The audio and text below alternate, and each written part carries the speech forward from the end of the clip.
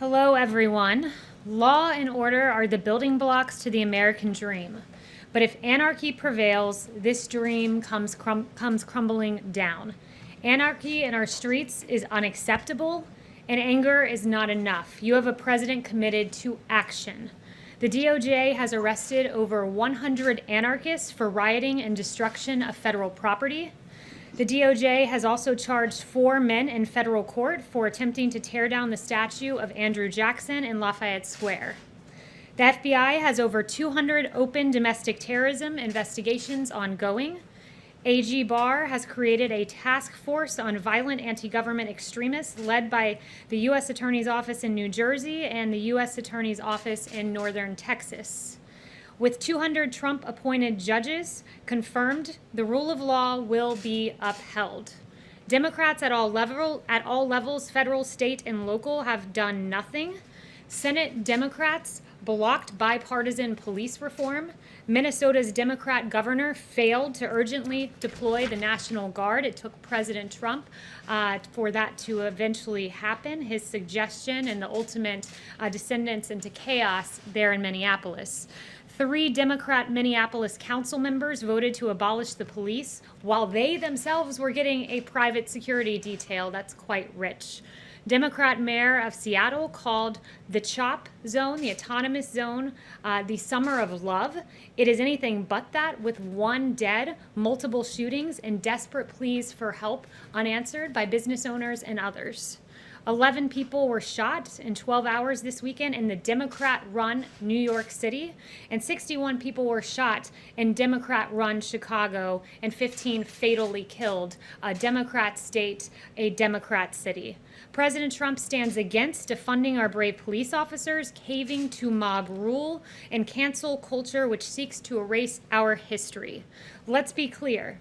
The rampant destruction of statues is not a part of any ideology, but this anarchy is aided by failed Democrat leadership. And as President Trump has tweeted, these statues, quote, are great works of art, but all represent our history and heritage, both the good and the bad. It is important for us to understand and remember, even in turbulent and difficult times, and to learn from them. So let's stand for law and order, for peace in our streets, and against anarchy. This is President Trump's vision for the future. And with that, I'll take questions. Kristen. Thank you, Kaylee. I know you said that President Trump was never briefed on these reports about the Russian bounties and whatnot, but can you say that he was briefed today? Look, I'll say this, that the U.S. receives thousands of reports a day on intelligence, and they are subject to strict scrutiny. While the White House does not routinely comment on alleged intelligence or internal deliberations, the CIA director, NSA, National Security Advisor, and the Chief of Staff can all confirm that neither the president nor the vice president were briefed on the alleged Russian bounty intelligence. But has he been since since all of these reports came out? So let me back up and say this, that there is no consensus within the intelligence community on these allegations, and in effect, there are dissenting opinions from some in the intelligence community with regards to the veracity of what's being reported, and the veracity of the underlying allegations continue to be evaluated. And one more question, if I could. Is he upset that this intelligence was reportedly shared with the British government, but not him? I have no further comment on that, other than to just point you back to the 2 assertions that I made previously. Kristen. Thank you, Kaylee. How did the president not be briefed on the Russia bounty story? Was he out of the loop by his own intelligence community? No, as I noted, there was not a consensus among the intelligence community, and in fact, there were dissenting opinions within the intelligence community, and it would not be elevated to the president until it was verified. President Trump tweeted overnight, "Intel just spoke to me." What specifically does that mean? Who spoke to him?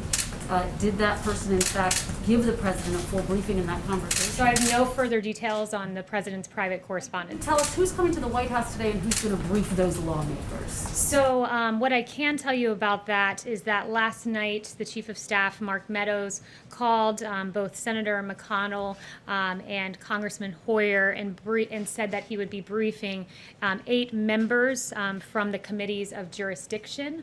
So there was a bipartisan invitation extended provided, but no further details other than Is that. that briefing going to happen today, Kaylee? Yes, it was ongoing at the time when I came out here, or at least it had started, I think, 30 minutes prior to me coming out here. But they're going to come to the White, I just want to be clear about what's happening. Members of Congress have come or coming to the White House? Yes.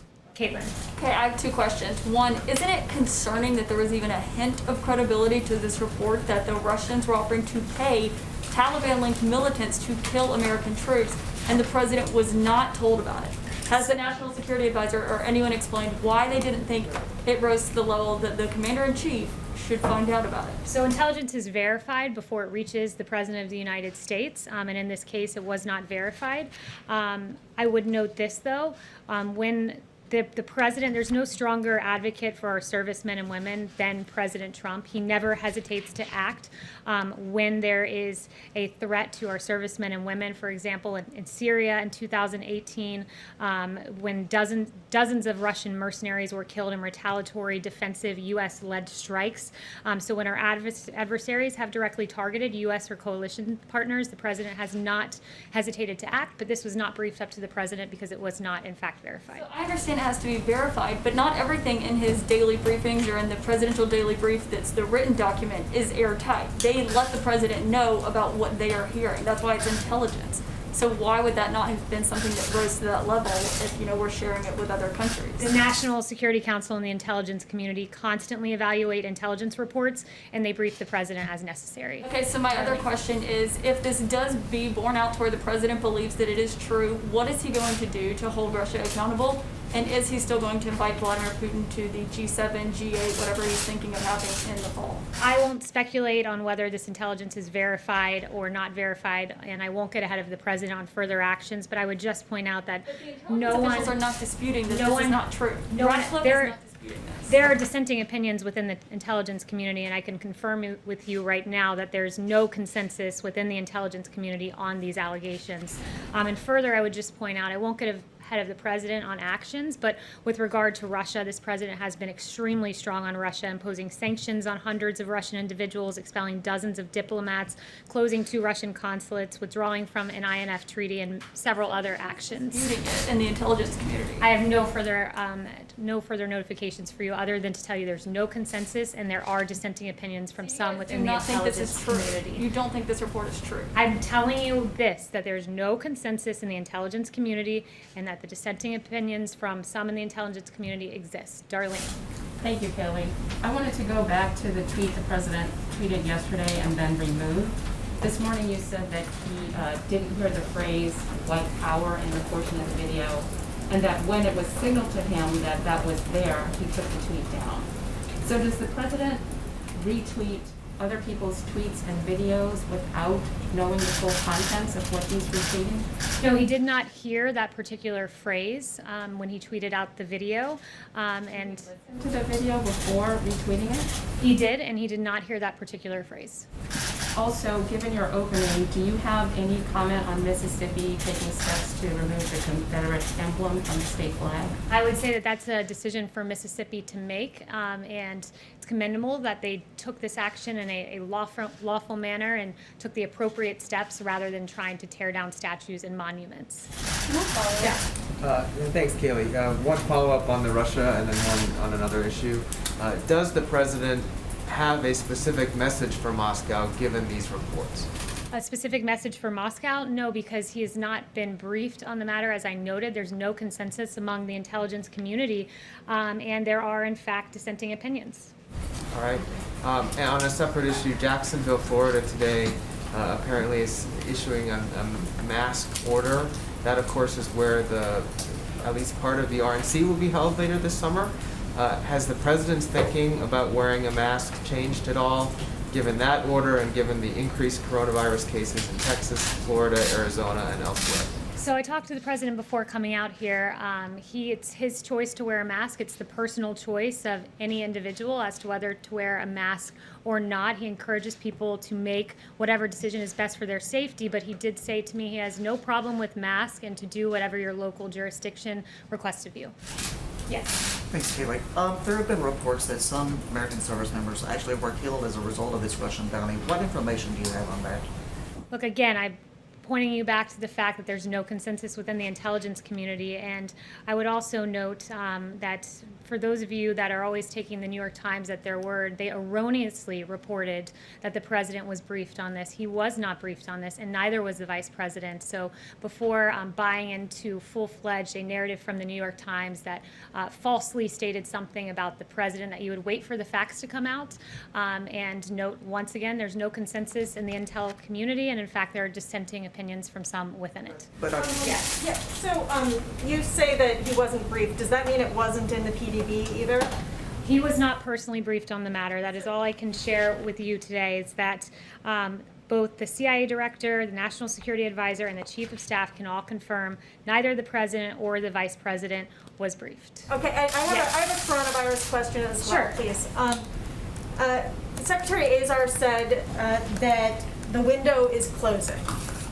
This is, cases are on the rise. This is a very serious time. Obviously, the vice president held a briefing on Friday. What is the president's message to the American people, and why aren't we seeing him publicly talk to the public, encourage them to do things to stay safe? I would note that there was a whole coronavirus task force briefing on Friday where all of these questions that the American public had were addressed. We're encouraged to see that fatalities are coming down, that this Sunday, I believe, we had our lowest fatality rate since, I believe it was March 22nd, so late March. What that signals to us is we're catching people in the communities. The people who are being infected tend to be those, as Vice President Pence has noted, half of those testing positive are under the age of 35. This means we're catching people in their communities. We're aware that there are embers that need to be put out, but these signs of a decreasing fatality, increased and enhanced therapeutics that we've identified, 4 of them, dexamethasone, convalescent plasma, and remdesivir, and one other, that they are working. Remdesivir in particular reduces hospital time by 1/3. So these things make us uniquely equipped to handle the increase in cases that we've seen. Yes, Brian. Haley, there's a national conversation going on right now about the proper place of symbols of the Confederacy, statues, memorials, names, and the president has repeatedly inserted himself into this debate. And I think a lot of people are trying to understand what his view of memorializing the Confederacy is and the proper place of the Confederate flag. So a couple questions. One, does President Trump believe that it was a good thing that the South lost the Civil War? And then 2, is he interested in following NASCAR's example and banning the Confederate flag at his own events? Well, your first question is absolutely absurd. He's proud of the United States of America. Second, with regard to our statues, Americans oppose tearing down our statues. There's a Harvard-Harris poll released just last week that shows 60% of respondents said the statues should remain, and 71% said local governments should block groups from physically destroying the statues. So he stands on the side of preserving our history. The question was actually about the Confederate flag at his rallies. Is he interested in banning the Confederate flag at his rallies? That would be a question for his campaign, but look, this president's focused on taking action, on fixing problems. It's why he had his executive order just a few weeks ago to keep our streets safe and secure. That's where his focus lies, and I think that those who are tearing down statues, they do appear to have no ideology when they're tearing down statues and defacing statues of Matthias Baldwin, an abolitionist, Hans Christian Heg, who died fighting for the Union Army during the Civil War, a memorial for African American soldiers who fought in the Civil War was damaged in Boston, and a monument to fallen police officers was vandalized in Sacramento. This is unacceptable. It's why the president took strong action. It's why he has an executive order saying those tearing down statues will be punished to the fullest extent of the law. It's why 4 people will charge. He will not stand for lawlessness and chaos. He stands with the 71% of Americans who say there is no place for tearing down statues, as these anarchists are doing across the nation. Christian. That it's okay to display the Confederate flag at his events? Christian. Yeah, thanks, Kaylee. I got a couple. First off, the president's been talking about this big infrastructure push. I'm curious if we're ever going to get a look at the proposal that DOT has been working on. And then secondly, curious if you could give us a little info on how the Phase 4 negotiations are going. Do you get a sense that Congress is open to the back-to-work bonus that the president said he's in favor of? I don't have any updates for you on phase 4 or infrastructure, but the president has mentioned for the last 3 years he's very keen on Democrats coming to the table and working with us on infrastructure. He's keen on in a phase 4 seeing a payroll tax holiday, which helps low-wage workers and those who need it most. These are real effective measures that could help the American people, but the onus is really on Democrats to come to the negotiating table. Is there any indication that this is going to be different than infrastructure in February? I mean, that was roundly denounced by all the Democrats. Yeah, I won't get ahead of the president or those negotiations. Stephen. Thank you. I have 2 questions. First, about the statues. I covered pretty closely the Trump inauguration rioting trials, and those all ended in essentially jury nullification, and no one was convicted. And I was wondering if President Trump is concerned about the possibility that the same will happen with the people who were charged before for trying to topple the Jackson statue, particularly given his personal role helping apprehend suspects. Look, that'll be a decision for the courts to make and for juries to make, but the president is very keen on seeing these actions brought to justice, because tearing down American monuments and defacing federal property and defacing the Lincoln Memorial are not things the American public want to see, as noted with that 71% poll. Got it. And my second question is, over the weekend, President Trump retweeted a contrast of his presidency and President Obama's, and there was a chart of the different things that President Obama did and President Trump did, and one of the differences was President Obama approving the extrajudicial killings of Americans overseas. There was a little bit of confusion earlier in President Trump's presidency about his position on that. Are you able to clarify whether he opposes that? Look, I would just say this. The president will always point to the difference between his record and that of President Obama, which is what he was getting at with his tweet. You had, on one hand, the Obama-Biden presidency, the weakest economic recovery since World War II. With President Trump, we got to the hottest economy in modern history.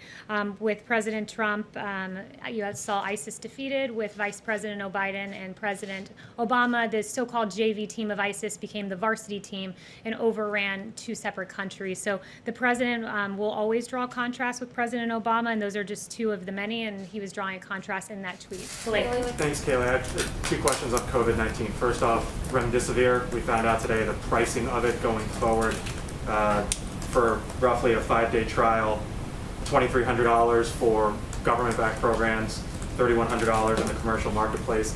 Does the White House, does President Trump approve of that pricing, of that price point, considering there's been some criticism as to whether or not that's too high? So Blake, that's a really good, important and substantive question that I think deserves a good answer to. And first, the wholesale acquisition costs, or the federal supply schedule, is about $3,200 for a course of remdesivir. But remdesivir is an inpatient drug done by infusion, and because it is an inpatient drug, the patient would be very unlikely to see the cost of the drug and to pay the cost of the drug, because the way that hospitals get reimbursed for inpatient drugs is that they are paid flat fees for admission. And as Secretary Azar explained to me, this means in layman terms that hospitals have to eat the cost of treatment used. But if they buy remdesivir for, let's say, $3,200, which is the wholesale acquisition cost, and that remdesivir drug saves that patient time in the hospital, they only spend 1/3 of the time in the hospital as a patient without remdesivir. That would mean that the hospitals are actually profiting because they're getting the patient out early. So that basically all comes down to saying that the patient will not see that cost. With the price point. Right. And then secondly, just picking up what Jeff had asked about masks. You said the president had no problem with masks and that individuals should do whatever their local jurisdiction requests. However, the HHS Secretary Alex Azar said this weekend, quote, "We've got to practice social distancing. We've got to use face coverings when we can't practice social distancing." So if individuals are going into an area and social distancing cannot be practiced, should they listen to the local jurisdiction in which face masks might not necessarily be mandated, or should they listen to the HHS secretary who says wear a face mask? So the CDC guidelines they are recommended but not required, and the president would encourage everyone to follow the orders of their local jurisdiction and CDC guidelines. Todd. Thank you. So one question follow-up and then a separate issue. I just want to be clear, there are congressional leaders who are being briefed on the Russia situation, but the president has still not been briefed on the situation? Look, this has been asked and answered. The president is briefed on verified intelligence. And how does he know, if he hasn't been briefed, how is he certain that Russia didn't put out these bounties? The president is briefed on verified intelligence, and again, I would just point you back to the absolutely irresponsible decision of the New York Times to falsely report that he was briefed on something that he in fact was not briefed on. And I really think that it's time for the New York Times to step back and ask themselves why they've been wrong so often. The New York Times falsely claimed Paul Manafort asked for polling data to be passed along to Oleg Deripaska before having to issue a correction. In June of 2017, the New York Times falsely wrote all 17 intel agencies had agreed on Russian interference before having to issue a correction that it was only 4 agencies. In 2017, February of that year, New York Times published a story claiming Trump campaign aides had repeated contacts with Russian intelligence, which even James Comey has said was almost entirely wrong, New York Times. New York Times published a column in March of 2019 by a former Times executive editor that asserted the Trump campaign in Russia had an overarching deal that the quid of help in the campaign against Hillary for the quo of a new pro-Russian foreign policy. That's what we call the Russia hoax, which was investigated for 3 years with taxpayer dollars before ultimately getting an exoneration in the Mueller report. It is inexcusable, the failed Russia reporting of the New York Times, and I think it's time that the New York Times and also the Washington Post hand back their Pulitzers.